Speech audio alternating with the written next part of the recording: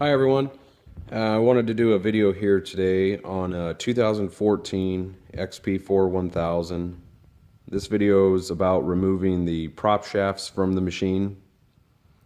A few months ago we started to develop a squeak noise in the area of the carrier bearing.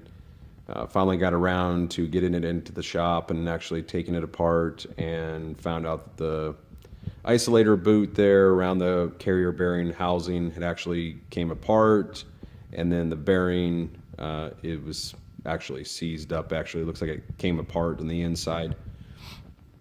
So I looked online a lot to try to find a video on how to remove the prop shafts from this particular machine, and found a lot regarding two-seat RZR 1000s, but not really anything regarding a four-seater.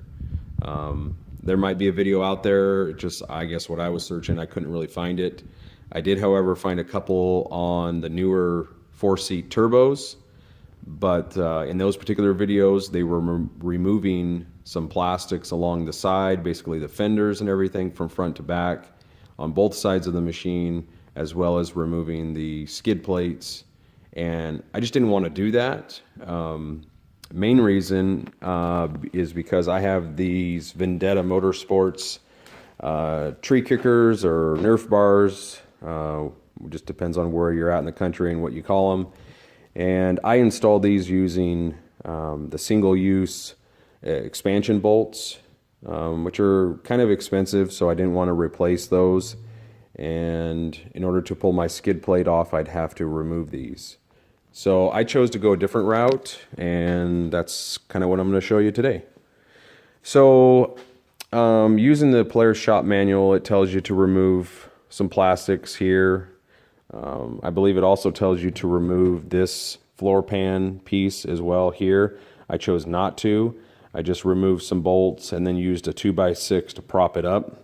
You're going to need to do that in order to get the prop shafts pulled all the way over to the driver's side as much as possible in order to disconnect them right there in that location. So remove the cross members that are there. There's two pieces of plastic, floor pans, if you will, that are here. This main one, or the center piece, excuse me, that goes across here is really a pain in the ass, mainly because of these mounting brackets for the cross member here. Those bolts, to take those off, are accessible from the outside, and again, I chose not to remove all these plastics out here, so I couldn't access those bolts. So had the wife's help. She came out.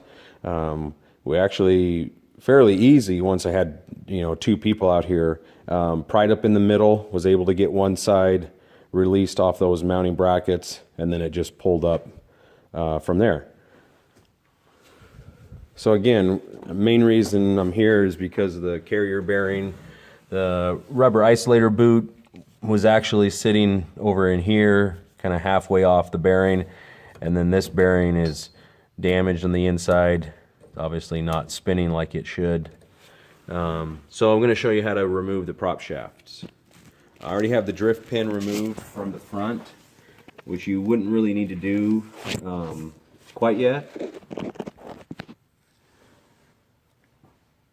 But I already had everything removed and then kind of decided to do video.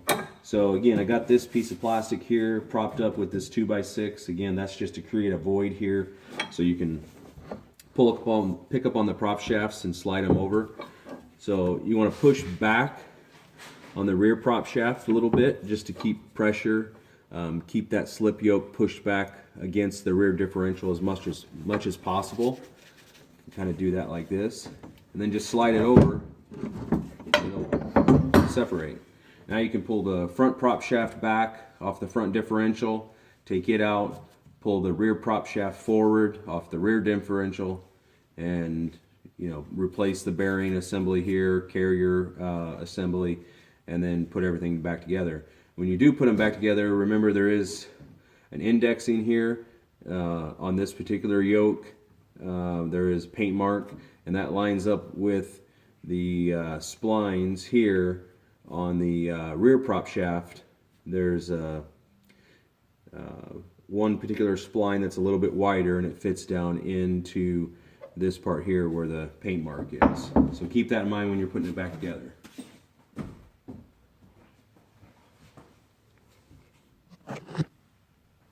So I hope that's helpful to anybody who is, I guess, kind of in the situation that I am, where the carrier bearing is out and needs to be replaced, and you don't want to go through the hassle of taking off your tree kickers and your skid plate. Again,